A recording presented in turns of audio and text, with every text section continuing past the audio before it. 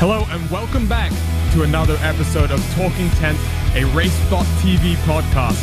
Thank you for joining us either live across Racebot's YouTube, Facebook, Twitter, or Twitch, or through the audio version released the very same day on a podcast app of your preference. As always, my name is Arjuna Kankipati, and I am joined by veteran esports commentator Connery Maddock, with Hugo Luis down in the production booth controlling the action. And we have an interesting episode for you here today. We're going to recap the most recent round, the season finale of the Porsche Tag Heuer Esports Super Cup from Monza. We'll also just talk about some of the changes coming to that season as season number 3 approaches very, very quickly. We'll also be joined by last night's race winner in the eNASCAR Coca-Cola Series, Bobby Zalenski, who, Connery, competes in 3 different World Championship series, and that should be a very interesting discussion about what it takes to compete at the top level of sim racing in multiple disciplines. Yeah, absolutely. It's great to be back on the podcast after my 1 episode break due to prior commitments. But yeah, absolutely. I mean, we've seen a couple of these drivers over the course of the lifetime of iRacing and the World Championship competition. Of course, the Sturgios brothers are the first that spring to mind as far as the early going situation is. But Zalenski, yeah, absolutely multi-talented driver, very adaptable, and first of all, congratulations on his win in the eNASCAR series just moments ago, I guess. Yeah, time flies, and that series already in its playoffs as well. But let's talk about the season finale for the Porsche Tag Heuer Esports Super Cup. It's been a focal point for us here on the Racebot.TV podcast, Connery, and Sebastian Job finally takes home his first World Championship win. And in many ways, it was a championship that he had won the last time out. He really just needed a parade lap to come home and take the victory. And, Josh Rogers getting caught up in a incident with his teammates in that first sprint race really just secured that championship for Job. And from then on, it was a very easy ride to secure the championship. I mean, it was going to be very unlikely that Josh was going to be able to do anything anyway, but it just doesn't help that his getting involved in that situation with his teammate early on in the sprint race kind of just ruined any potential hopeful comeback that we could have hoped for. And, there was certainly, the mathematics was certainly there for Josh, but it was very rarely going to happen. So it was, again, the result that we expected to see, but perhaps we expected it to be a little bit closer than what it was in the end, because as soon as that incident happened in the sprint race, especially in Job, he could basically lift the trophy from that point forwards. Of course, we had to do this whole thing as, it's unofficial. We need to make sure that it's there's no shenanigans later on or whatever that can throw a spanner into the works. But I think everyone from that point forward just kind of knew that Job has this, and he can just take the main race as a little bit of a fun victory race, so to speak. Well, he almost got the victory in the main race. He came home second in the end, so a championships drive in many, many ways. But let's talk about the Red Bull team in its entirety, Connery, because over the course of the season, they've had some up and downs. Job has been very consistent, but some of the other members, Graham Carroll and Patrick Holtzman, have struggled a little bit more. But Holtzman in the last few races had some good success. Now Graham Carroll took home the double sprint and feature win from Monza, and all 3 drivers locked themselves into next year's championship as well. So for a team where I think Will Vincent came onto our podcast and said the leadership for Graham Carroll has been invaluable to that entire organization. It's been an organization that's really stepped up from their performances last year.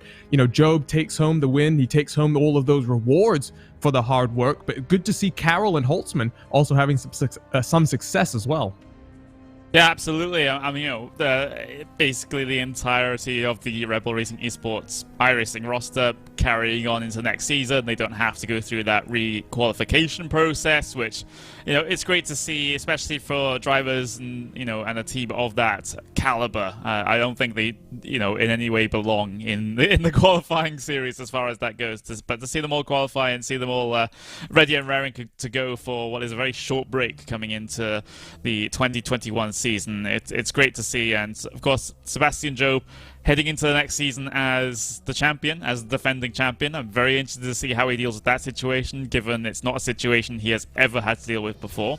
We have to see if Rogers can respond, or if we see another challenger as far as the championship goes. Maybe it's a redemption arc for Maximilian Bernecker, or we get to see Sanchez continue to go from strength to strength. So, yeah, 2021 is going to be super fun. And before we get there, obviously Josh Rogers, with the most fastest laps in qualifying, as you like to call them, is going to win that Tag Heuer connected wash.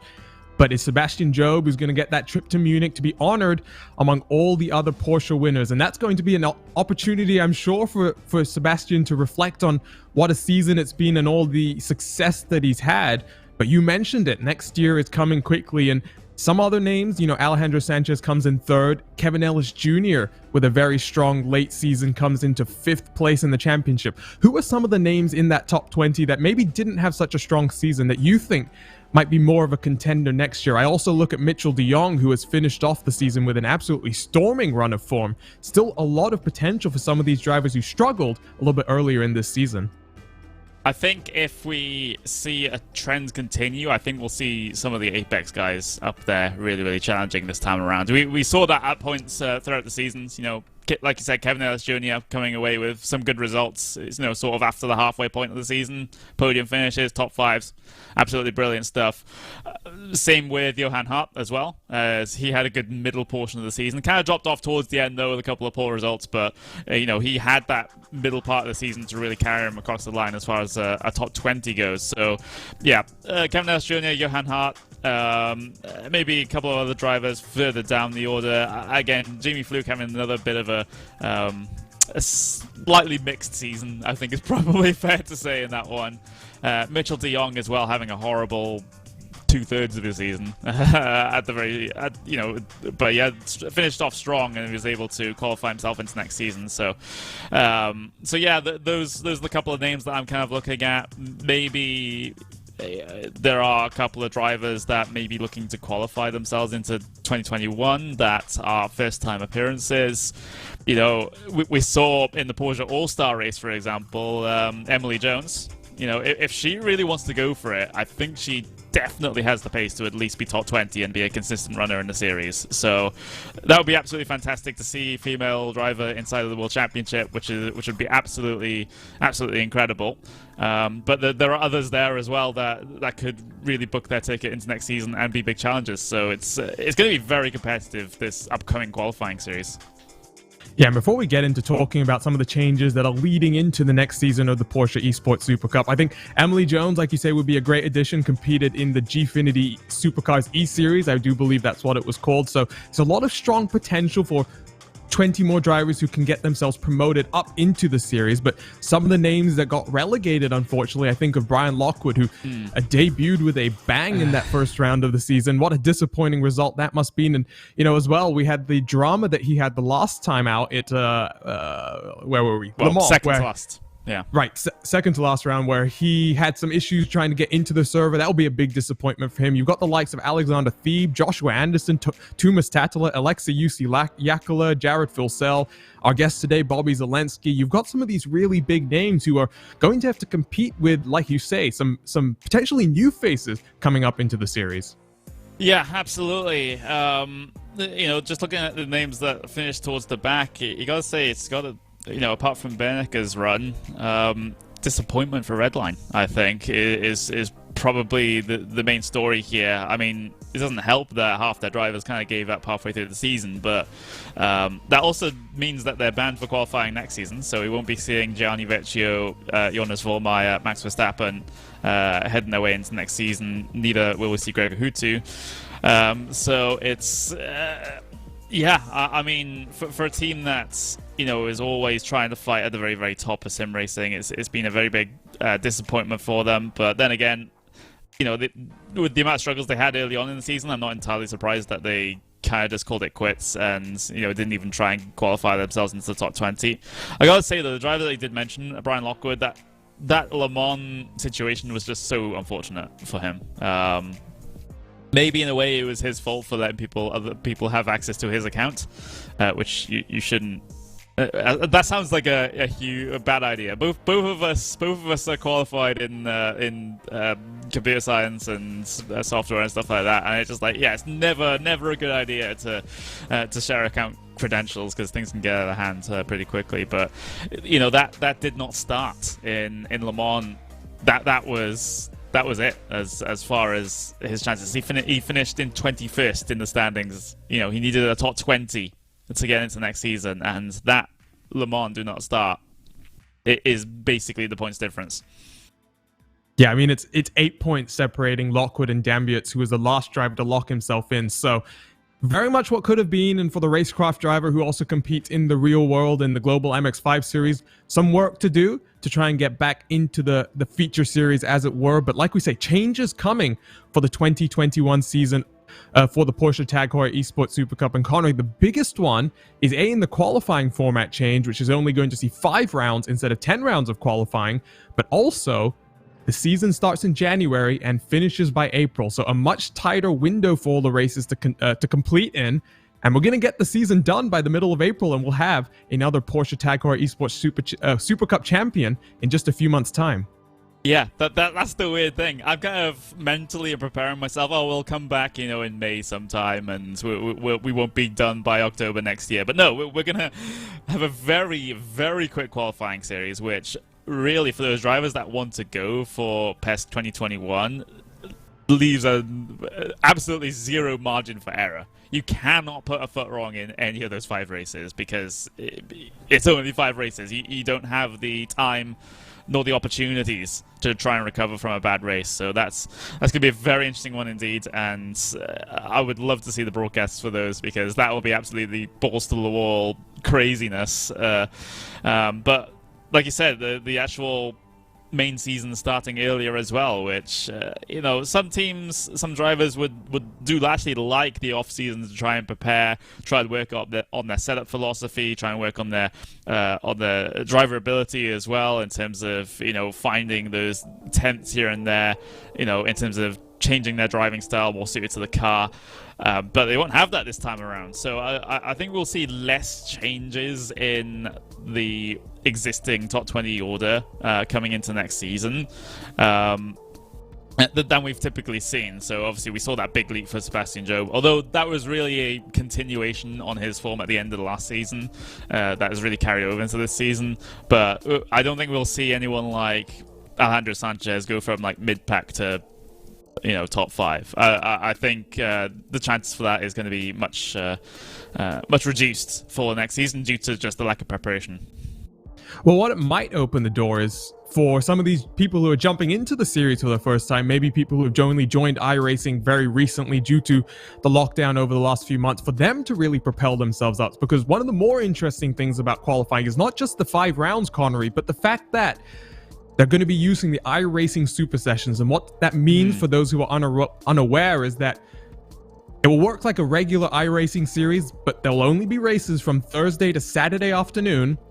And the top, I believe it's 30 or 20 drivers that get the most championship points for that week in those few races will get promoted into the Super Session that's going to run at Saturday at 2:45 GMT, I do believe. So it potentially opens the door for some drivers who maybe only have 5,000 or 6,000 I rating, who last year would have been stuck in second or third split, to potentially win that second or third split in the regular, Thursday through Saturdays, and then jump up into the Super Session, and that's when you're going to get your championship points. It also means, though, if you're unlucky and you manage to get yourself not qualified up into the Super Sessions, you're going to be putting yourself at risk of not being able to get the points you need to qualify for the series. So this qualifying format is really shaking things up, I think, across the board. It's going to let some drivers in who may not have thought they had a chance to get in, have a chance. But additionally, as I just take a look at the the schedule on one of my monitors over here, you've got Okayama, you've got Montreal, you've got Spa, Sebring, and Interlagos. These are all tracks that are going to produce some really crazy racing. And I'm just amazed that I'm just really interested to see now what the type of racing we're going to get in the series is going to be, as drivers try and lock themselves into the chance to be able to fight for $200,000 in prize money. Yeah, no change from the prize money coming into next season, but still, $200,000 is absolutely incredible. You're quite right that the tracks are looking fantastic as well for that qualifying season. It's really going to, separate the very top drivers from the rest of them. I'm very interested to see how many Porsche Esports Sprint Challenge drivers that we actually get to see, because I think we will see Peter Berryman once again. This time he will be eligible. He will be eligible, to get himself a 2021 PESC license. It's just that he was banned for a season because he didn't complete the required amount of races in 2019 to compete in 2020. But I think that ban is up now, unless someone knows any different. So he'll be there. Maybe we'll get to see Antiohola Kim Eriksson from Kova decide to show up to that one. Of course, Sarika for Williams Esports as the winner of the Sprint Challenge. Definitely has the pace to run in amongst those guys, but there's ample chance for some of these drivers to some of these top drivers in the Sprint Challenge to be able to compete. Of course, the GT4 Porsche Cayman and the GT3 911 Cup car are completely different beasts, but the whole point of that Sprint Challenge was to highlight the drivers that perhaps didn't get into the 2020 season. So I wouldn't be surprised if we see more than a handful of names get themselves qualified into next season from that series. Absolutely, and like we say, qualifying is going to kick off 24th of October. Will be the first of the Super Session races live from Okayama. Hopefully, we'll have coverage of that brought to you by RaceBot TV. The first round of the 2021 Porsche Tag Heuer Esports Super Cup is going to be the 9th of January 2021, so right after the new year. It's going to be an exciting race from Interlagos. But with that said, I think it's time that we introduce our guest for today. Bobby Zalenski obviously drives for Coanda Simsport, but also competes in the eNASCAR Coca-Cola Series under the Virtual Racing School banner, competes in the iRacing Rally Cross World Championship under the Subaru Motorsports banner, so multidisciplinary, and having won the race last night from the Charlotte Roval, must be a very happy man. Bobby, delighted to have you on board today. How excited are you about getting another road course win in the eNASCAR Coca-Cola Series? I don't know if I'm excited. I'm just really relieved because of how the playoffs are madness, and I knew this was a hell of an opportunity to win, of course, and I'm just relieved, and I just can worry about the championship race now, and that's really what I'm feeling.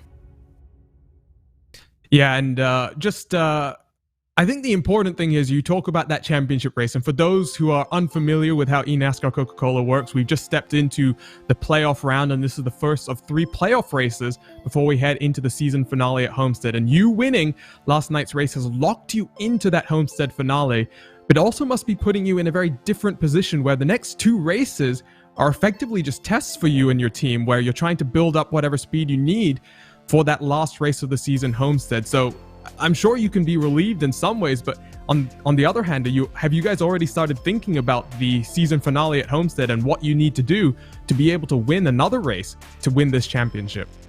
Yeah, I mean, I wanna go out these next 2 races and try to win them too, because they're very similar tracks to the finale. They're all 1.5-mile tracks, and you can learn a lot. I also got to help my teammate at Coanda, Keegan Leahy. We worked really hard for this one, and he put in a ton of effort, and it sucks. He had a couple issues. He finished 4th still, but I knew he was probably going to be my toughest competition for the last night. Yeah, I'm just going to keep working like normal. I'm going to do some Homestead laps, but I'm also going to do laps for these couple races here coming up. They're all back to back as well. It's like next Tuesday, the Tuesday after that, and then the finale's on a Monday, so it's just back to back to back to back. And I'm glad I don't have to stress over it, because I mean the 2 ovals that we're going to are big draft pack kind of tracks, and anything can happen, wrecks and stuff like that. So to be able to take advantage of the road race where it's just like, hey, you go out there, the fastest guy, gets the job done. And I was able to get the pole and just kind of pull away.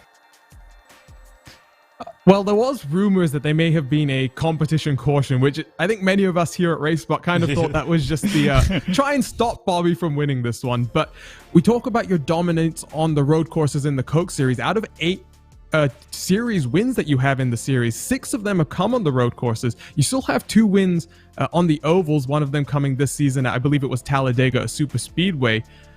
What do you think are some of the things you're going to be focusing on? You talk about trying to just run the next few races back to back. Does that also help you in some ways that you're not going to have too much time to be able to think about different things? You just are going to have the time to focus on the series and the races in front of you.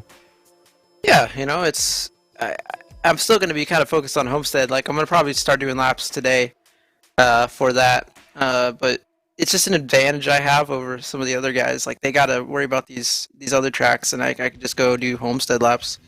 Yeah, pretty fortunate for that.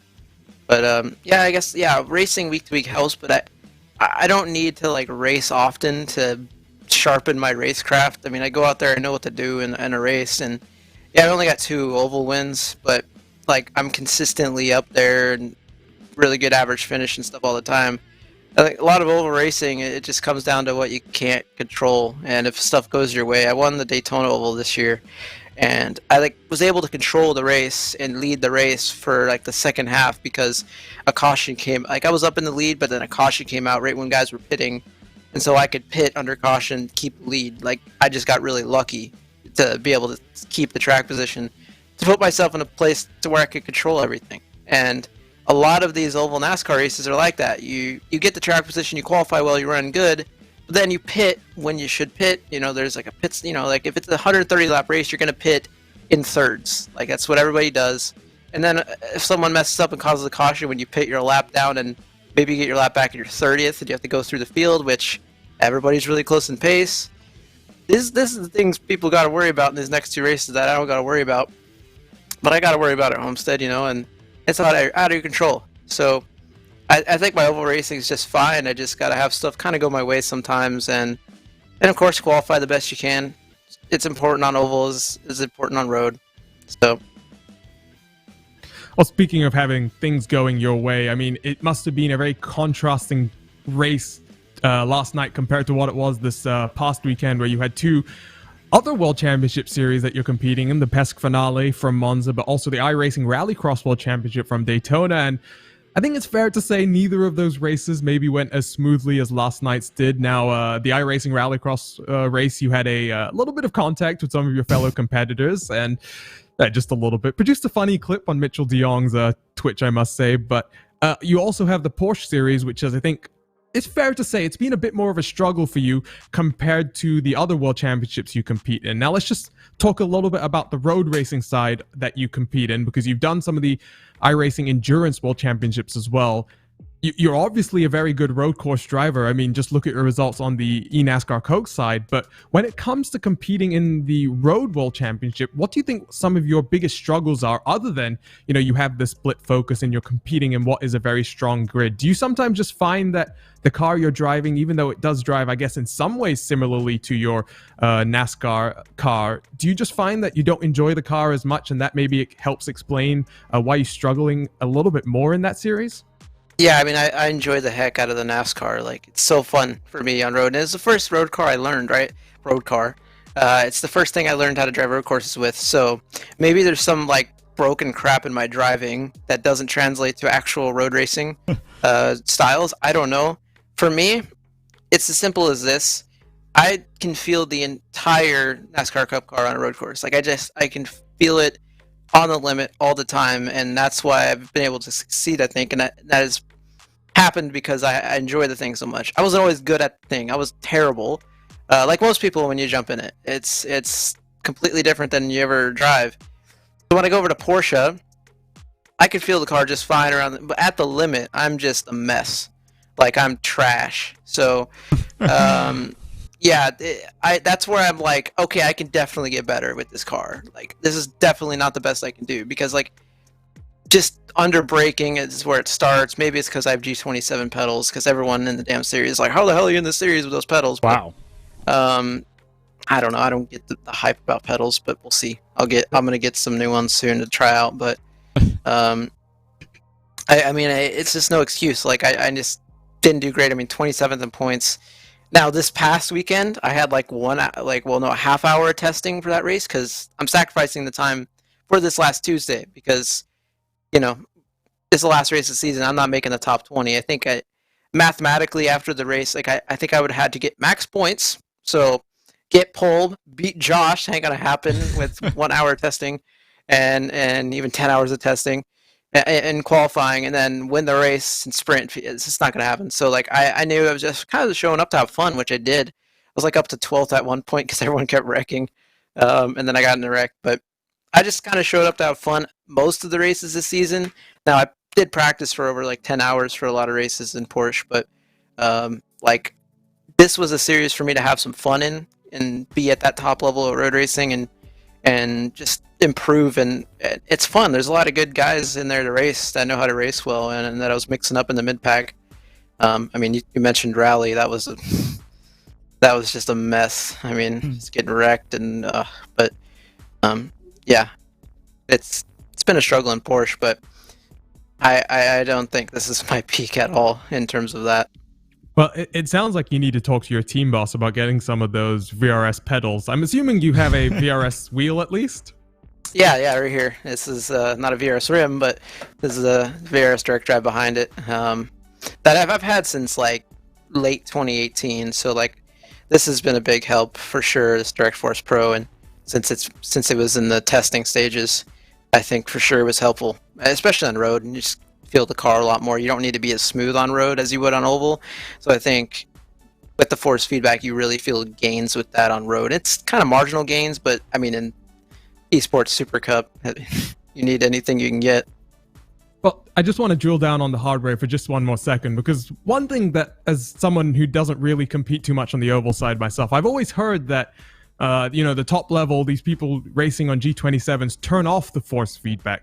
When it comes to the evolution of these racing wheels, we're now at direct drive, obviously. I think, like you say, it definitely helps on the road side. What are some of the things that you're feeling on the oval side that it also gives you a benefit as well? Do you find that you turn down the force feedback, or do you enjoy having that little bit more direct feeling of what the road is doing underneath you?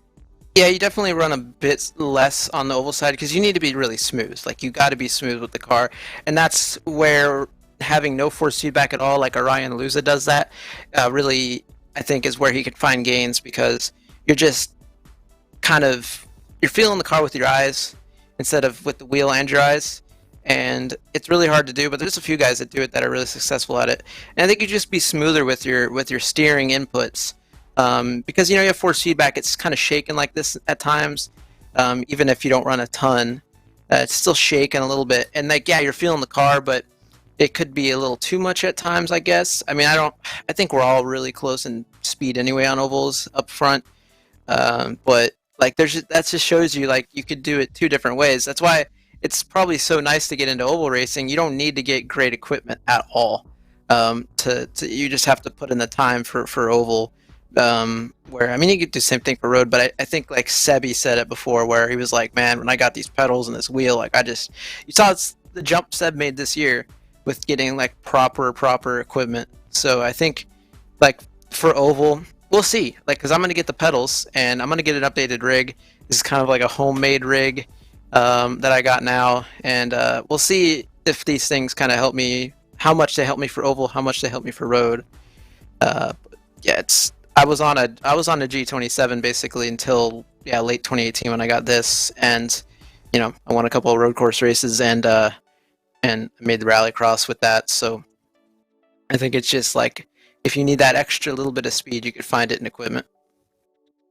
So let's just jump back to the Porsche Super Cup for just a second. So obviously, you did get a pretty impressive result in your first ever race, the season opener, the first heat race. You got in 8th place. It's been a little bit more difficult since then. You been around the top 10, in the edge of the top 10 in that first season. Second season, a lot more tougher. I think maybe just also a lot more incidents in the middle of the pack as well. There's been a lot more heavier, close racing, if you would say that. But what's the plan for the future? Because obviously, doing very well on the roads, the oval side. Rallycross has also been something that you've been a very strong competitor in. You talked about splitting your time and not practicing as much for the season finale because you had Coke, and obviously you also had the iRacing Rallycross World Championship. Are you looking to try and requalify in next year, or is this going to be an opportunity for you to take a step back maybe from a car that you're enjoying the racing in, maybe potentially, but to focus your efforts a little bit more on the Coca-Cola Series and the iRacing Rallycross World Championship? So here's what sucks. They're starting to do this Esports Super Cup in January to April now. That is perfect for me. But they're doing pro in a week and a half, of course. Yeah. And I know I'm trying to win $100,000 and a trophy, so of course. But I definitely need to. Yeah, I don't know if I'm gonna run pro or not. I want to, and like 3 races are after Homestead of the 5, so maybe I just get these pedals and I turn into Josh or Josh Jr. and I go win 3 races. Not likely, but yeah, I mean, you're talking about I got that 8th place in the sprint race, the first race last season. I would have got 6th or 7th. I wasn't such a bum and lost it under braking. I can't believe I did that. I was running 6th, or I was running 7th, and I guess it would have been 6th after Freddie got wrecked. Probably got 6th or 7th. So I had a really good first race in my whole career. Now this season, way more competitive than last season. 100% better drivers throughout the field because you had a lot of open wheel guys that didn't really care for the Porsche last year. I'd say that were from that brought it back into the top 20 in Formula and the Grand Prix series. This year is way tougher. I can assure you of that with competitiveness. So for someone like me, that's not the main focus for most of the time. It was tough, but I think it was more so just I didn't improve too much, and a lot of these guys are this is their thing. This is their NASCAR. It's NASCAR for me. This is what they do, and in a way, I kind of disrespected that just by not being able to put that effort in. But I've made no damn secrets about it. NASCAR is my main thing. So it shouldn't be a surprise that I didn't make top 20, but I wasn't too far. I think we'll see if I run pro. I don't know. I 100% want to be in the series now because of the new schedule. This is great.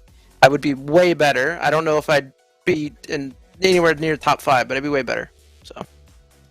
Yeah, because I think that's mostly because you don't have those week-to-week clashes with Coke if it's running that earlier on in the season. So you can commit sort of 100% focus to the series. But like you said, the problem is going to be the qualifying series. And myself and Yuna have already discussed that topic a little bit earlier with the fact that it is only 5 races. And like I said before, you drop one race or you have one bad race in that series and... Well, it's you're always going to be on the back foot from that point forward. So I completely understand where you're coming from because you have this massive competition, with a massive amount of prize money, massive amount of glory in the end if you're able to get it. Why not focus on that? It's the prioritization is absolutely fine as far as I'm concerned. So if it means that we don't get to see you in PES 2021, then so be it. I think. Focusing on the big prize is probably better. Yeah. I mean, I really wanted to be in PES to begin. Well, I wanted to be in a Road World Championship, since I was going for the NASCAR one, just because I noticed I enjoyed road racing so much and stuff like that, and I got to do Endurance 2019, and that was fun. As the 4th driver there, I was the 4th driver, but we had 2 injuries, so I was the 2nd driver for most of the year. And we made top 25 with all our wrecks we had in that, but the series got canceled. I was so stressful for the last race. I was driving really good, going through the field, getting our last points, and then the series gets canceled. I'm at least we made top 25 for the books, I guess. But Porsche's something else. I think, for me, I mean, a lot of these guys are just simply more knowledgeable on road racing and have so much more road experience than me, and there's just so much I just don't know that I don't know and feel, and it's hard to beat them. And it's just going to take time for me. I hope I can be in the series next year, but if not, we'll go for it the year after. Pro could have been like 8 races instead of 5. That would have been probably nice, but we'll see how she goes. Yeah, I did kind of want to pick your brain about, of course, the changes coming into the 2021 season. I'll let Arjuna do it because I'm not entirely sure if this is public or not. So I'll throw Arjuna under the bus if he says something that is not meant to be publicly discussed just yet, since we do know a little bit more than probably most people know. But Arjuna, take it away. As far as that reverse grid, wink, wink. Yeah, no, that's confirmed. I'm looking on the right. Porsche newsroom right now, so I'll let you go ahead and ask the question. All right, okay. Reverse grid changes for PES 2021. Do you think it's a positive change overall? For those that don't know, for the past 2 seasons, it has been a reverse grid top 8 from the qualifying session coming into the sprint race. But now things are going to act a little bit more differently, perhaps a little bit more traditionally, as far as motorsport is concerned. Reverse grid for the main race based on the results of the sprint race. Do you think that's going to shake things up at the top, Bobby? Yeah, I think that's better for the front running guys. They don't got to worry about playing games because you saw it all the time. You saw it, like, for me, I was like, oh man, I want to get 8th because like that was possible in a few races where like if I just hit I never hit my damn Q laps right in the damn series. Like honestly, I always messed up my Q laps, it seemed, but so like it was nice for someone like me that's like if I really nailed my Q lap, I could have been like starting first, but it's kind of dumb. At the same time, just it's for fun and entertainment value, I thought. And for guys like Sebi and Josh who are going out there and try to just run their fastest, they have to be like, oh, should I sandbag here? Which you saw some people do and just start first because they qualified 8th. So now they actually can start first, and I think this is just better to mix that reverse up. That's just way better.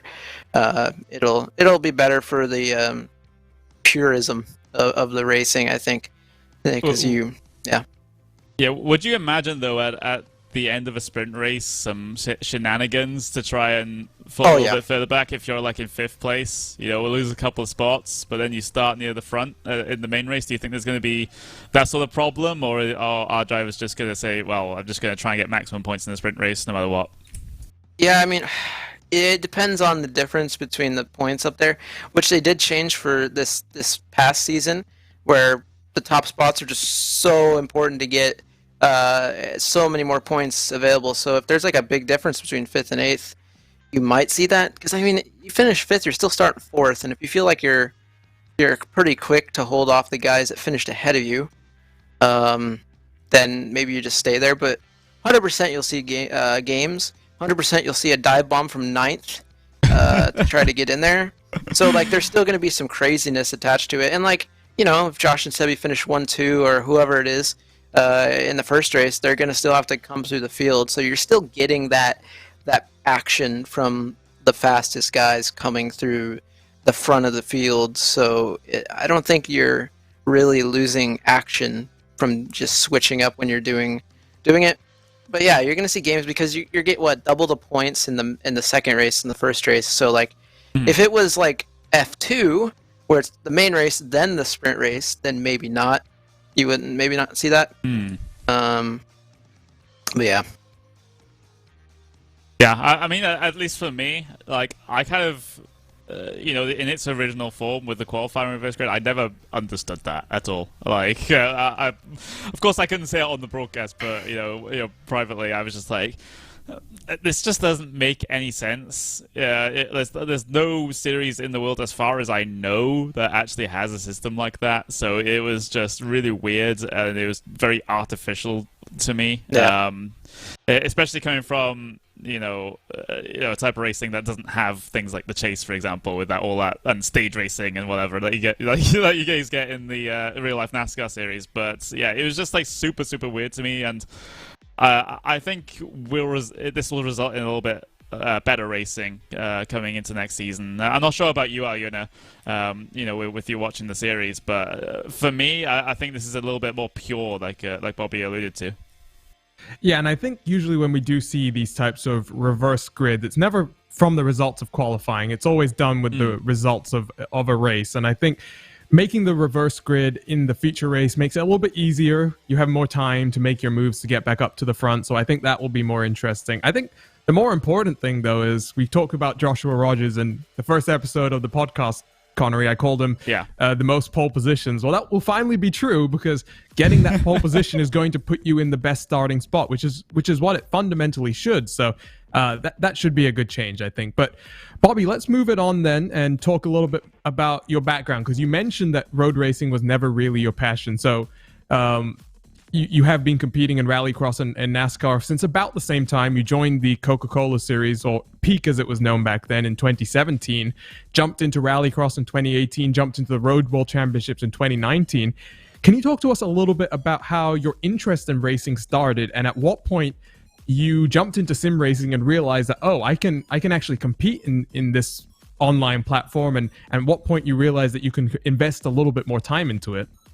Yeah, I was pretty much toddler when my dad got me into NASCAR, because he was a NASCAR fan, and it was NASCAR for me. It was never any other racing until like I was like 18, 19 years old, and then I started branching out. But 2013, 2014.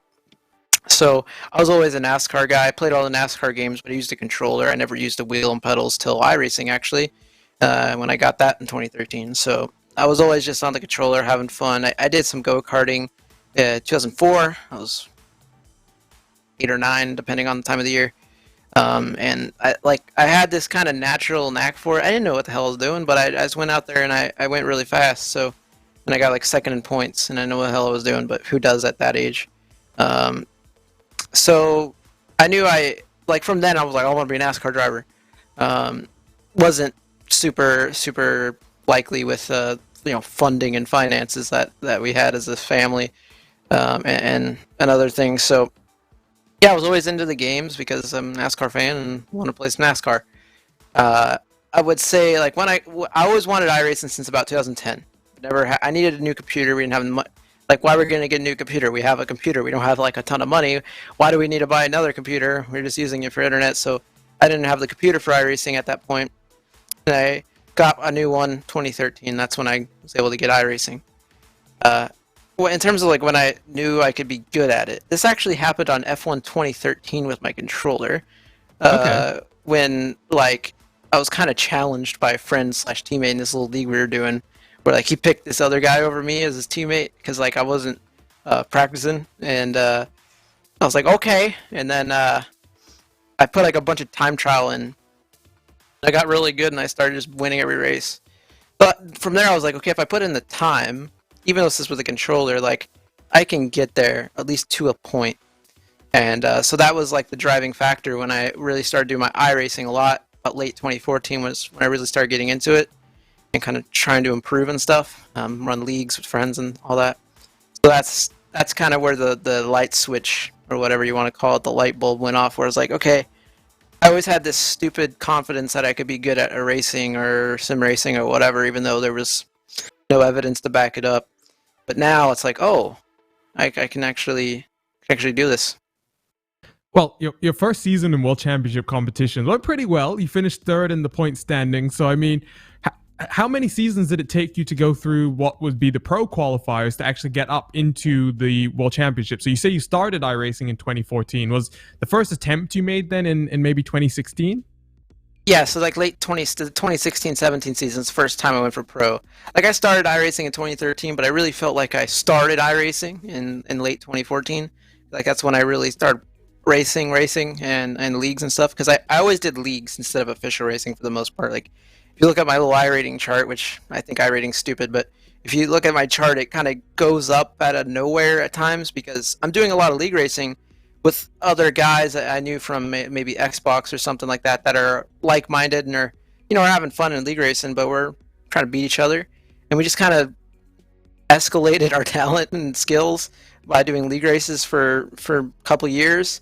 And then, yeah, it was around the beginning of 2016 when I got a chance from my friend Kyle to be with Slip Angle on Ray Afala's team and just kind of be a little like a development guy, or like on the almost in that team.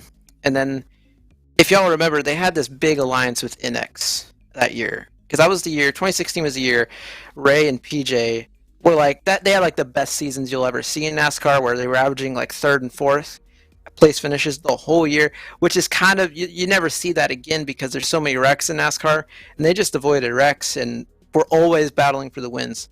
So they had this big old alliance, and it broke up, and then all of a sudden, like Ray kind of needed a spotter, and it was just like the big thing. So I got a chance there. So when I went for pro that following season, I had like good setup support because I mean these guys dominated the peak season, and at the same time I learned how to make setups. So going through pro, like I had amazing cars. I felt really prepared with my driving. Like I had done the climb of learning, and it was pretty much smooth sailing. I got like third in that pro series on my first attempt, and we were in the series, and then we're teammates with Ray, and that's a hell of a benchmark to have in testing. Yeah, for sure. I mean, so first time of asking, you make it, then you get 2 wins in your opening season. That leads to that third place finish. Now, the following year, a little bit tougher. You still win another race, this time again, Sonoma road course. Starting a little bit of a trend at the road courses already in 2018. But then 2019, some big changes come into the series, and you get the call up to drive for a team like Joe Gibbs Racing. You talk about, from such a young age watching NASCAR. What was that moment like to you when the draft happened and you got that opportunity to represent a team which I'm sure you've been watching for many, many years? Yeah, I mean, I was a Gordon fan growing up, Jeff Gordon, and for sure, like that was my guy all the way until he retired. And since he retired, NASCAR hasn't.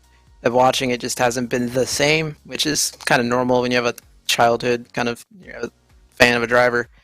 But I did like Bobby Labonte, who drove the 18 too, a lot more when I was younger, probably just because he had the same name as me. And he was green, and I liked green at one point more than orange, which orange, of course, is the best color. So that was cool because I was in the 18 car and I was Bobby. So that was awesome. Out of all the teams in that draft, I wanted to be at Gibbs the most, I would say, out of everybody there. I wanted to represent Coanda because I had just joined Coanda with Keegan, and we were going to, we just kind of finally teamed up. We were friends for a while, and we finally teamed up, and we're still teamed up, but not under Coanda colors. So, I was able to get with Gibbs, and just, it was really cool. I don't know, wasn't like this all-inspiring moment, but I was just like, damn, this is pretty cool. Well, so you did get the opportunity to still represent the Coanda team. You're now racing under the Virtual Racing School banner in Coca-Cola. However, the direction I was trying to go with this is you're now competing in the iRacing Rallycross World Championship, which has had a similar style of change with a lot of the real-world teams coming in. You're now competing for Subaru Motorsports. And I got to say, as someone who grew up as a fan of rallying, my dad actually had a 2004 STI. To be able to watch a Subaru STI in the traditional blue and gold colors has just been amazing. And has it been cool for you to see the differences that you get in terms of opportunities? I know the connection with Subaru is still a very recent thing, and I'm sure you guys are still ramping up there, but what was it like in terms of representing JGR and now Subaru? Is there increased pressure you feel? Do you get extra attention on social media that you weren't getting before? Just curious what it's like representing these bigger brands while, like you say, you're still practicing with the same people that you would be even if you were representing your regular team. Yeah, I don't feel any extra pressure. I think it's just really cool, and I'm like lucky to be associated with these people. Like Subaru, we felt like that was the best case scenario for Mitchell and I, for our team and stuff to get with the Subaru, because the Subaru, we feel it's the fastest qualifying car as well. And if you're going to be with any Subaru team, to be with the Subaru team is awesome. So yeah, that's really cool. And to just be in that livery, yeah, like you said, that's an awesome livery. And just looking back at the history of it, and it's just really a cool thing. Yeah, you got to perform, but I want to perform for myself more than anybody else. So I don't really feel pressure from that, but yeah, hopefully we can perform a little. Okay, I'm not performing that bad in rally so far. I just keep getting wrecked, so I ain't gonna say that. But we need to get some better results for Subaru so far. That's for sure. Me and Mitchell, we haven't won yet. No, not yet. But I mean, I think it's just a matter of time. You talked about the wrecks. I mean, I think it's fair to say, and I hope the iRacing Rallycross drivers won't be too mad at me. I think last year was a little bit of a disappointment in many ways, the quality of racing overall. And I think one change that some of the teams and drivers were excited about was the removal of the tire barriers and replacing them with the anti-cut curbs. However, I mean, you ended up, I forget which was the car you made the initial contact with in the most recent race, but then you had Bo Albert who sent it in trying to make a move happen, and 3-1 when the wreck was already happening just doesn't work out, does it? So what's it been like for you this season when you come into a series where you have had good success in the iRacing Rallycross World Championship? You got 4th last year. What's it like when you come into the series where door-to-door contact is more expected, and how do you tailor your approach to be able to tame, your aggressiveness trying to make the passes work with versus the reality of still needing to finish the race to get good points? The issue is we're also really close in pace, especially in pavement sections where you can make moves on people, that the only way you're going to make a move on a guy other than a joker is by dive bombing him, and that doesn't work. It always causes a wreck. You can't make contact with these cars. It lifts them up and it goes around. And that's what I kept getting wrecked by in the heat. Like, these guys just don't understand. Like, you can't dive bomb and not cause contact. But it is what it is. I wish at some point the next improvement to the cars, like we had the tire barriers being gone are so nice. Like that's such a good improvement to have the curbs instead. But I think the next improvement needs to make the cars heavier, because you can hit a lot more in real life, and that's why it's kind of a contact sport in real life. They're bumping, they're not wrecking each other, but they're bumping. And I feel like we can't really bump in these cars without killing the guy ahead of us. Like you couldn't in that hairpin at Daytona. Like it just accordions up. Like it's hard to not hit the guy ahead of you when you're all nose to tail. And you just touch the guy ahead of you, and the rear goes off the ground, and they go sliding or spinning, and that happened to Mitchell even. So, I want that to be fixed. I think there's some of it. A lot of it is due to the car contact stuff, and it's hard. I know it's not my job to complain, but I know it's hard to pull off as a developer. But I know that would help a lot. No, and I think that's one thing that the Rallycross community has been asking for as well. I just want to ask your opinion on this, though. There were some rumors that there was going to be live stewarding for the iRacing Rallycross World Championship. Now, what do you think about that? It's not something we see in basically any of the World Championships at this point, but in your opinion, would you be willing to have instead of a more compressed format where everything is back to back to back and there's not really any time for race control to have any time to make decisions, would you be willing to have, in the Rallycross format, for example, let's say a 2-hour broadcast instead of the 1 hour, just over 1 hour we have now, but have that extra intervention, at least in the interim, of having live race control? Or do you think that's just an extra distraction, given that there's already such a complicated penalty process that happens after every race? I'm always in favor of live stewards. I mean, if we need to make the event longer, that's fine. Maybe I don't know how they'd pull that off. I haven't really thought about that. But yeah, like if someone clearly dumps a guy, like it's bad looking, like, just dives in from far back to punt him out of the way for a transfer spot, they should probably get a 5-second penalty, which they do after the race for the next race. So like, you still get punished if it's something pretty bad, and I like that. This is like the first time I think there's been time penalties in WCS, so I like that. I know like Johan and Garrett Maines had 5-second penalties this past week. It bit Johan, didn't bite Garrett. He was in the heat I was in that we all kept wrecking, so he was able to get away and not have to worry about that 5-second penalty. But I like as much live steering as we can get. I think it's needed, and it's effort, but it's worth it for iRacing, I think. Well, and we should explain as well, right? Because that extra time penalty you get is applied in the heat races, which, unless you, like you say, are very lucky and you get in a heat with lots of wrecks, it basically forces you to the rear end of one of those last chance qualifiers and really makes your next race that much more perilous. So I think, like you said, that is a pretty good disincentive towards, making contact. And you talk about it being the first time that has ever happened. We're actually taking a look now on screen of the incident with you and Danny Fenellosa, I do believe, and Bo Albert. So it's just coming into the hairpin at Daytona Long, and it's just going to be a little bit of fisticuffs as you come out of this section, and then Bo Albert's going to get in on the fun down into the last corner as well. But this iRacing Rallycross World Championship is fairly new, and you've been in it since its inception. How much fun do you have slinging these cars around the dirt versus trying to keep things under a bit more control on other parts of the service? Yeah, it's just a lot. I do it because it's fun. Like, I race anything because I have fun with it. But a great thing about it is the testing is really, really easy to do. It's just like 5-10 lap runs at most, which takes like 2, 3, 4, 5 minutes. So that's easy to do to test for the races. Yeah, you gotta maybe test some worn out track because the track starts to wear out and such. It's just really easy to practice for because the tracks are short. The setups so far have been simple. It's just fun, more relaxed to test for, even though you gotta put in some time, but it's not as much to it as the other series. Like Porsche, you got to wait for the tires to heat up. Then you got to figure out how many laps you're going to do. You're going to do a sprint run, or you're going to do a main run, you're going to do a qualifying run. How many laps is your qualifying run going to be? And like, you just got to wait for the tires to get all up to temperature. NASCAR, you got to do 30, 40 lap runs to make sure your car ain't going to fall off. Rally, you just kind of hot lap, and it's short laps, so it's enjoyable and not very stressful, and it's the most relaxing fun of my 3 series I've done this year. I kind of want to take that and pivot to something a lot of people in the various stream chats notice, at least as far as a lot of the Coke drivers are concerned, in that a lot of you guys seem to just race in the dark.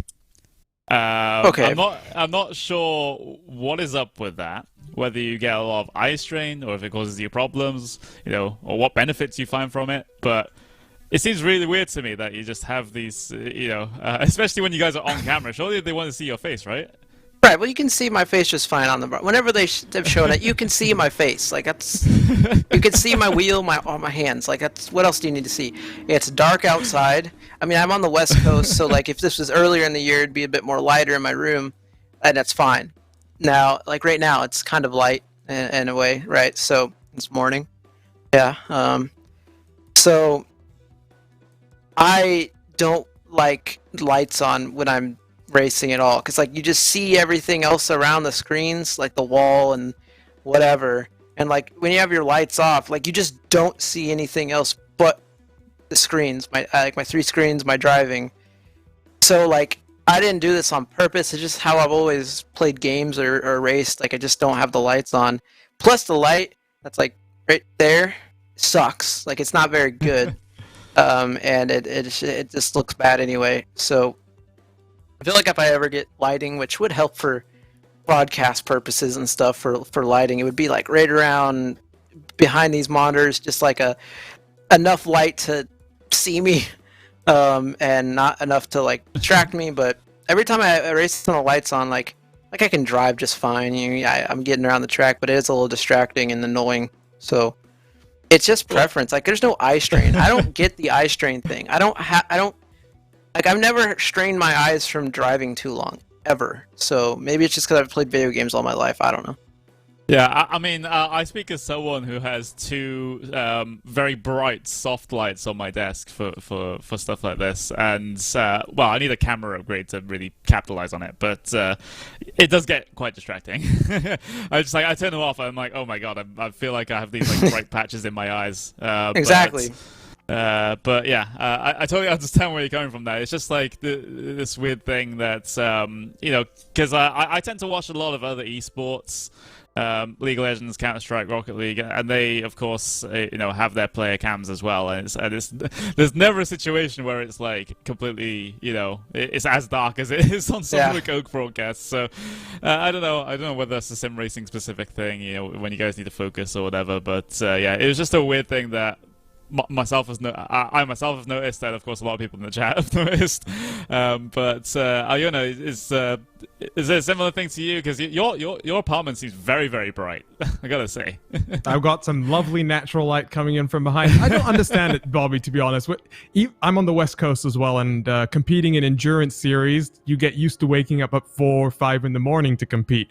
I always need light. Maybe it's just to wake me up, but without light, I don't know. Racing in the dark just feels very weird to me. it's just, hey, different preferences for different people, I guess. Like, I'm the exact opposite of you then. Yeah, like I'm definitely not the darkest in the whole field. Like, have you seen Ryan Luza? Like, you can barely Yeah. see his face, and he's just kind. I like how he drives because he's driving left, but he's like this. So it's just interesting how, like, I don't care about the lighting. I'm just like looking at different people's. Like, some people lean back, some people just kind of like do this, and then they go like this in the straightaways. That's what I'm looking for when I see other people drive. I'm not looking at the lighting. I gotta pay attention to the details. Well, there we Oh, we go. got I've been told. so we I'm do just have messing with you. we do have a few questions from the YouTube chat, Bobby, which I think would be fun just to ask you. So the first one is from one of the RaceBot commentators, Dylan Coyle. Do you ever rewatch your races to think of things that you could have done better? Now, I don't know if you do it from a broadcast or just, watching it back from the replay, but I'm guessing at the very least for the Porsche races, you got Philip Stam who's giving you some key insights into what he maybe saw during the race. How detailed is your post-race breakdown trying to improve your performance? Yeah, I'll always look at replays for like battles and stuff like that. What could I have done differently with my driving to get by a guy or defend a guy, stuff like that for sure. Like that's that, and I'll look in replay mode just so I can see how I broke and all that. But normally I can just remember it right after the race happens. Like, I know what I like. Oh, I probably could have defended that better, and I'll go look at it. So yeah, for sure. Like I remember the whole race for the most part. And the battles I have. So I definitely go back and look and see what I could have done better. I mean, I did that a lot when I was first learning. Like, I studied lots of replays, especially on like road racing and stuff. Other people's, just seeing how like guys like Conti did road racing because he was the king, and like that. You should definitely study replays, whether it is your own or someone else's, just to see what you're doing wrong or missing. And I think you said one thing that's very important there. I think learning about how to remember your race and to put that into context is very important. I was talking with Jamie Fluke 2 weeks ago, and he was telling me about a race that he remembers in great detail from Zandvoort, which was back in, 2016, 2017. That's a skill that you really develop in being able to, critically reflect on a race yourself in the heat of the moment, and then remember that in the back of your head, because that's one thing that you hear a lot in the real world as well, is the ability for drivers to be able to remember details very accurately, not just when it comes to car setup and things, but also thinking back about races and being able to reflect on them critically after the fact. So I think that's a very important skill. I am going to ask you one more question from our YouTube chat, though. Now, unfortunately, I guess we can no longer officially call you a multi-discipline, times 3 in terms of World Championship competitions. However, your teammate, Mitchell de Jong, is right on the precipice of being able to do that same thing. Already part of the Porsche Esports Super Cup, already part of the iRacing Rallycross World Championship powered by Yokohama. And now in the Road to Pro Series, he's had a very good run of things over the last year in the qualifying series. He's right on the edge of being able to jump into that championship as well with you, the eNASCAR Coca-Cola series. Who are some of the other drivers that you think are really good at being able to develop skills in multiple series? We see Johan Harth doing the Porsche Super Cup and the iRacing Rallycross World Championship, but in your mind, is there anyone else who you really think is capable of being able to step up to 3 World Championship competitions at the same time? Yeah, I mean, I think lots of guys are capable. I think the hardest is to make NASCAR and Porsche because those are the biggest and most competitive. And I think I got in it just at the right time with Porsche, and now it's kind of catching up to me in terms of how hard it is. Yeah, Mitchell has a really great chance at this. I mean, I figured he would. Like, I feel like someone like him was definitely going to be at least pretty good at NASCAR. In terms of guys, I mean, Vicente Salas, I don't know if I say his first name right, but he's in rally. He's trying to go for NASCAR. He just seems like that type of guy that can drive anything. Maybe Garrett Maines as well. I'm just seeing them in other series. I mean, a lot of the road guys could probably do pretty well in multiple series. I'd imagine like Porsche guys, like just from talent, like Josh, like I could definitely see him being good at NASCAR. Just surely wouldn't have the time to do all that, all the series he does already. I mean, I think you like hell, Jamie Fluke you were talking about. I feel like he could like Kevin Ellis, like a lot of these guys, I feel like have this kind of racing intelligence about them. They're also just really fast that could probably make the transition to NASCAR if they really, really put their mind to it. I don't. I think I feel like you're really good in one thing, you could probably do it in another series. Because at the end of the day, it's driving, and it's feel of a car. And if you know how to learn the feel of one car, you'll at least get really good at another car if you put your mind to it. That's just how it's worked for me. Maybe I'm weird, and I feel like that's been the case for Mitchell as well. So there's plenty. I mean, Michael Conti and Luza is so damn fast. Like, I feel he could probably make Porsche if he got some good equipment, but I'm just kind of putting out names now. Well, no, I think the other thing that is very hard to do, and this is another question I think we do want to ask you, is how do you balance your time then? I don't know what exactly your daytime job is, but you're competing in 3 series, and like you say, you had to sacrifice time from one of them to be able to spend on another. How difficult do you find that balance on a week-to-week basis of trying to make sure that you're focusing on the right things at the right time, or just trying to peak in terms of performance at the right times as well, if you know what I mean? Yeah, so it's usually okay because like right now, or this past week, I had 3 series to do because of rally starting up. So like rally starts late in the year, that's not a problem. You don't need to like prepare for rally all year. And so the problem with Porsche versus NASCAR is the races are 12 hours apart in terms of when they are in the day. Like I got to get up at like 5 in the morning for Porsche, but then I got to race, NASCAR from like 6 to 8, which is fine on the surface, but in terms of like maximizing your sleep schedule for something and being energetic for both of those, when those races are like 3 days apart, it's a little tough. But I feel like that's not super tough. But yeah, balancing is tough because I'm gonna do more testing for NASCAR than anything.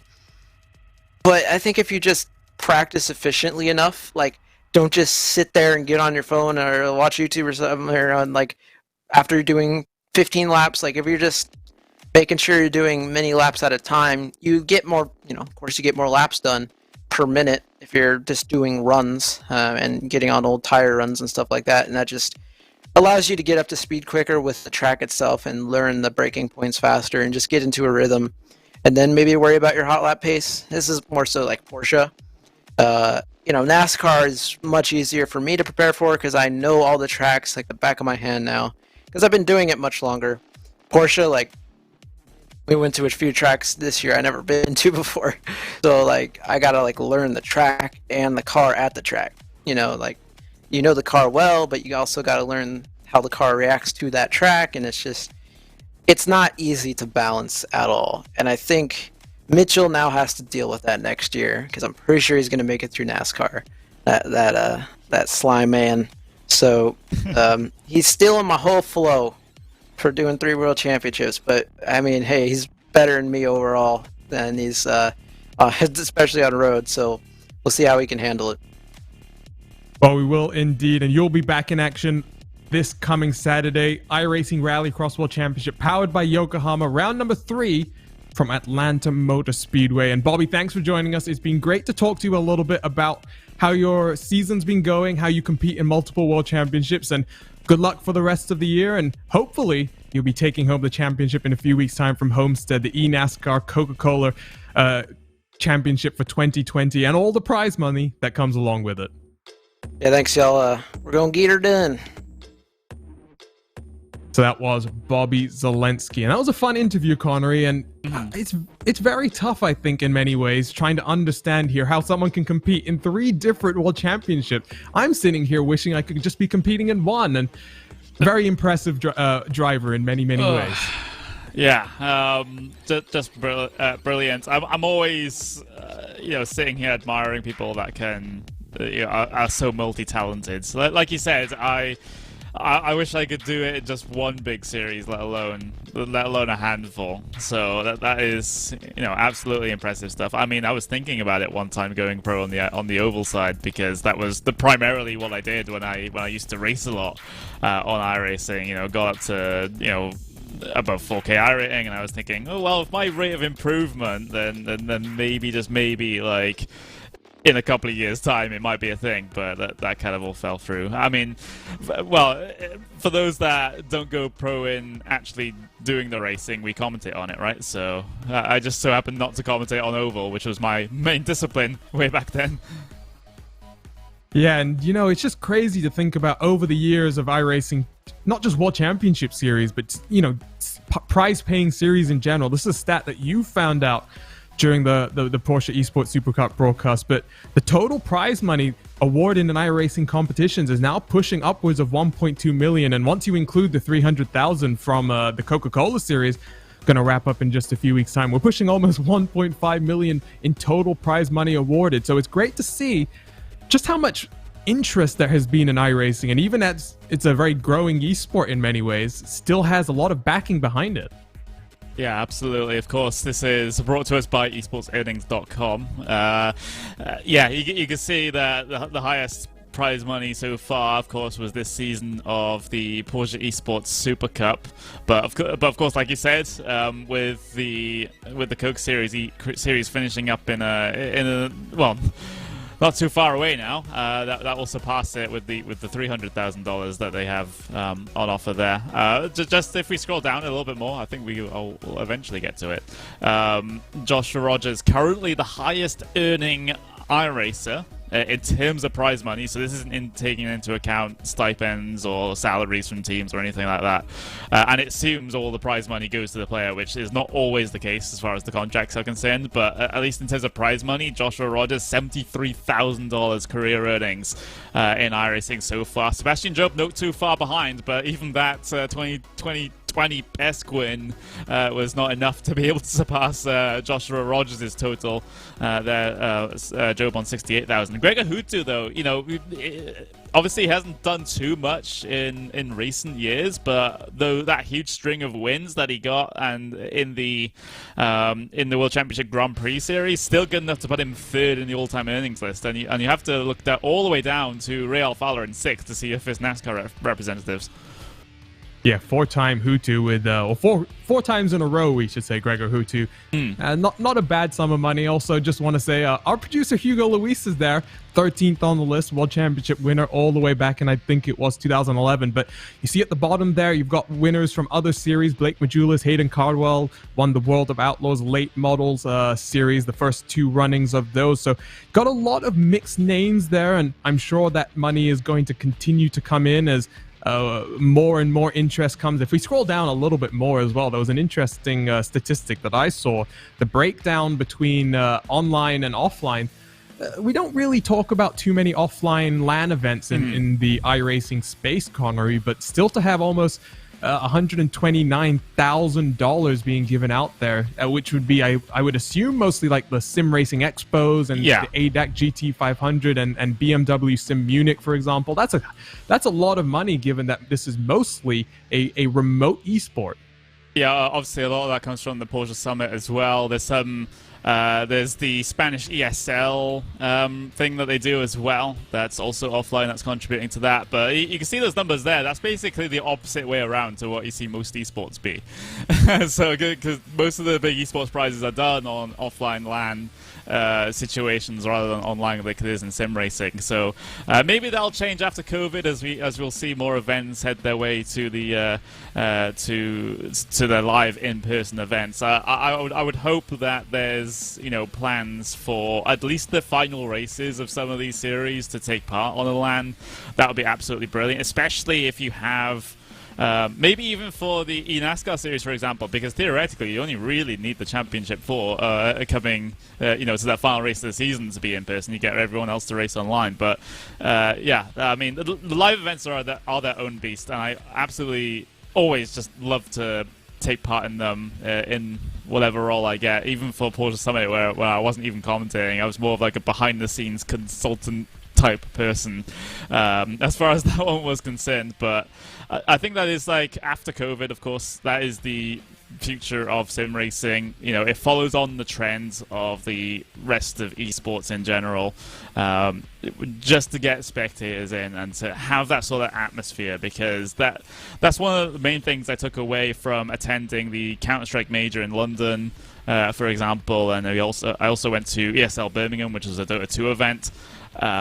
It's like any other sports crowd. It's absolutely crazy. You know, it might seem surreal for the first time, you know, for someone going for the first time, where people like cheering and getting mad over a video game, but it's quite infectious, that sort of attitude, and I want to see that come to sim racing. Of course, there's still, like, you know, we don't know whether or not the audience is going to be there to fill out some of the bigger venues, but even a small, more intimate venue can still be pretty exciting, and can just bring a new level to the series that go there, and of course the broadcast as well. You know, it's different when you have that sort of human element. But I mean, with COVID, that's online's all we're going to get, unfortunately, unless we're talking about the BMW event at the end of the year. That still looks like it's going ahead, but I mean, my tickets have been booked already, so I hope yeah, touch on my tickets have been booked already to commentate that, so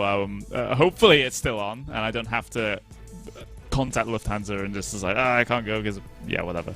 But yeah, I mean, I think we'll at least get one live event as far as iRacing is concerned by the end of the year. But yeah, I mean, it's getting crazy at this point because, like you said, it's going to be 1.5 million total given away as far as iRacing prizes coming the end of this year.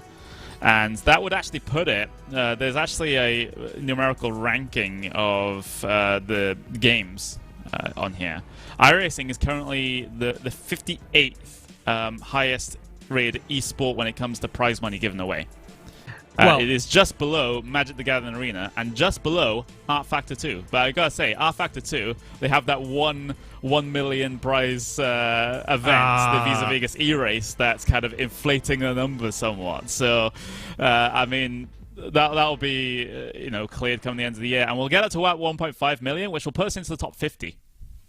So, which is pretty incredible when you look at some of these other titles. I mean, we're talking about, you know, Call of Duties, like all of them. You're talking about the likes of Counter-Strike, Overwatch at the top, of course. There you can see the iRacing ranking as it stands. Not too many tournaments, but let's continue moving on because there's a lot of money coming into sim racing. And one of the more interesting announcements in many ways, if you will, Connery, was the announcement that 1 year after Neo Endurance went through a major change, becoming the 24-hour series esports, partnering up with Creventic to add one more real-world tie and association into sim racing competitions, 24-hour esports is now powered by VCO. So the changes aren't as big as they were last year with some schedule changes and things like that. It's looking like a similar schedule. We're adding the GT4 class to make 4 classes of competitions. However, the big important news here, Connery, the prize pool has been increased to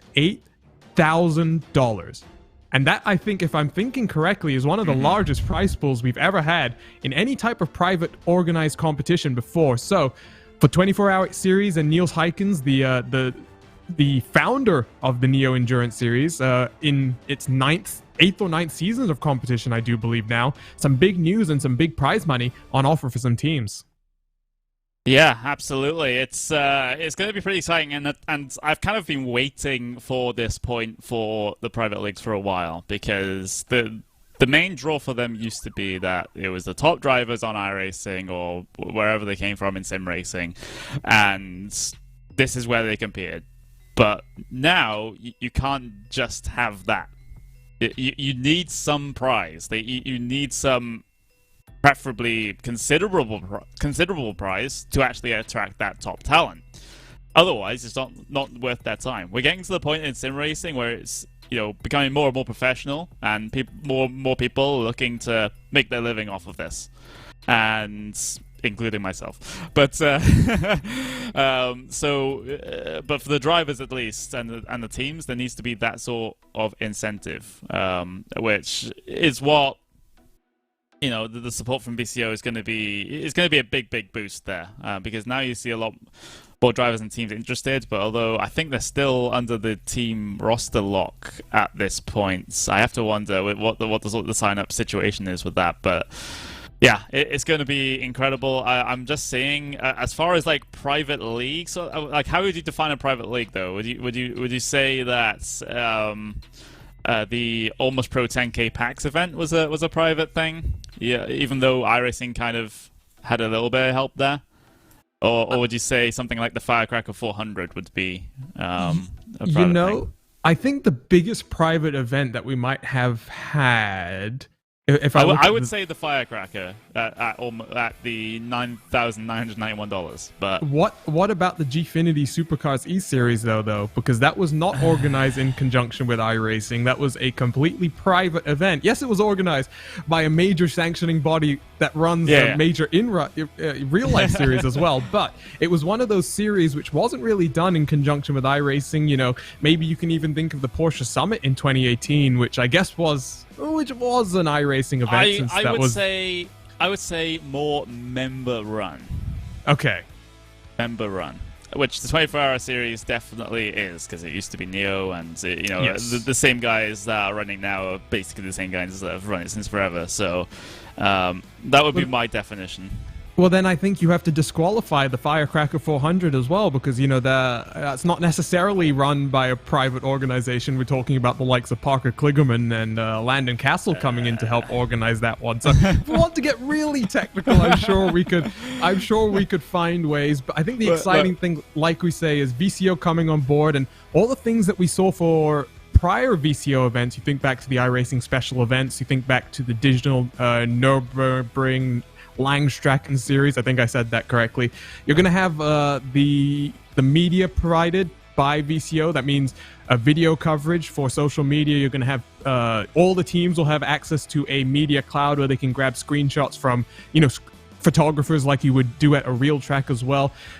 Increased social media presence in general due to the VCO team. I mean, it's great to have VCO coming on in so many ways into sim racing, because it's not just an iRacing as well, Connery. I mean, you look at R Factor 2, where they're sponsoring the Pro Series there on the GT side. It's good to have a company like this which is investing in the future of sim racing as well. They're not just trying to go down one or two avenues and try and, maybe go for a more strategic approach in many ways. Mm-hmm.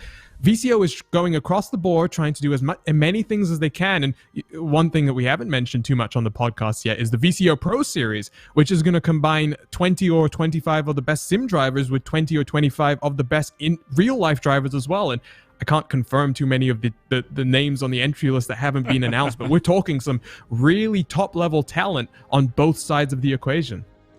Yeah, absolutely. I mean, as far as what VCO does for the sim racing scene, I think they have a lot of good ideas, and they seem to have the initiative to be able to actually go out and do things. Because a lot of people talk, and but not a lot of people do.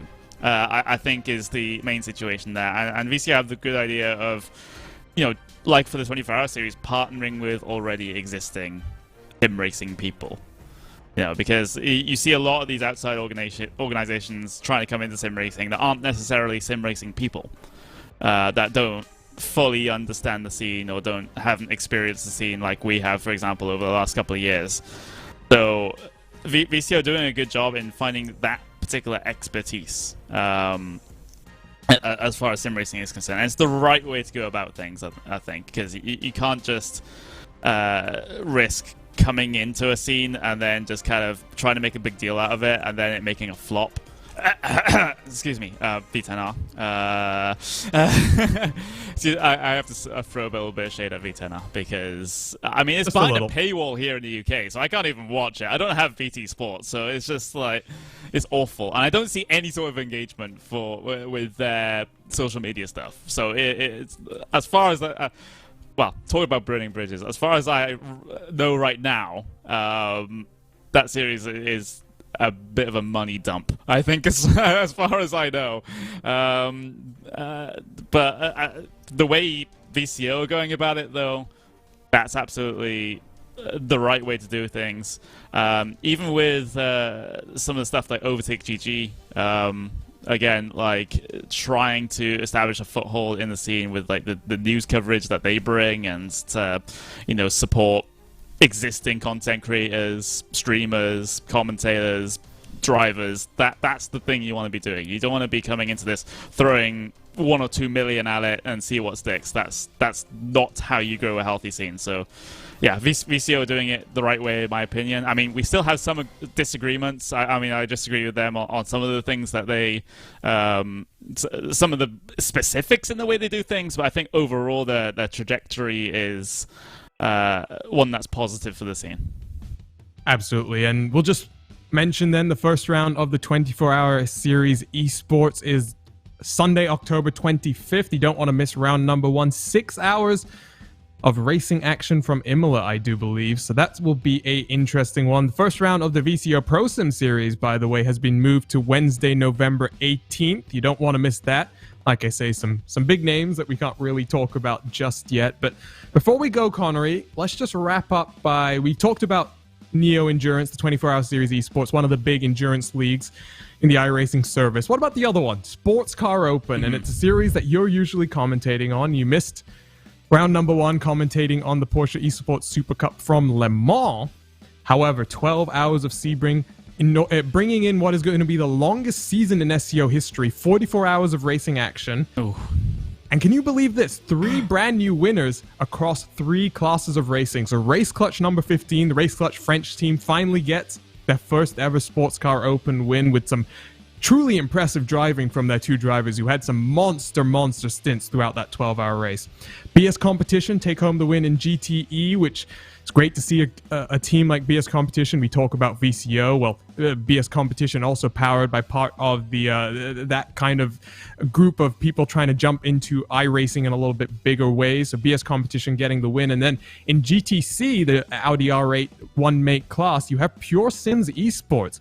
And we've been seeing them across a number of series here on the iRacing Esports Network and RaceSpot TV's coverage of many series. But there you can see as we scroll through some of those other teams on the list, I think the important thing here, Connery, is one of the most competitive SCO races we've seen across the 3 prior series that we've seen on RaceSpot TV. I mean, you talk about some of the most protests as well, just showing how hard everyone was racing each other, trying not to lose any time. But when you see 3 teams like that taking home race wins and their first SCO wins as well, I think it just sets up the next 6 races to really be the biggest SCO season it has ever been. Yeah, sometimes I starkly remember both in SCO and, of course, in 24-hour series last season where it was kind of the top teams just kind of go and do their Lewis Hamilton impressions at the very front of the field and just like kind of run away with the championship. We didn't have that many close championships when it comes to the end of the seasons last year. So hopefully this first round is a sign of things to come, at least as far as SCO is concerned. And overall for me, I don't care who comes out on top as long as it's a great fight. That's at least my opinion of things. It's probably very many people's opinion of that as well. It's going to be, and if we're able to get that sort of excitement and to get that sort of drama that usually happens in those sorts of endurance races as well, I think it's going to be absolutely fantastic to watch, and I can't wait to get back into it. Like you said, unfortunately, I missed out on the first round, but coming back with a vengeance as far as the second round is concerned. I'll even be producing that at the same time as well, so my brain's going to be dead by the end. But yeah, it's going to be great. So that will be the second round. We go from 12 hours of racing action to just 4, Connery. So it could be worse. You are going to be broadcasting the 1 hour of open qualifying before that as well. But round number 2, the 4 hours of Monza, going to be live on RaceSpot TV and the iRacing Esports Network Saturday, October 31st.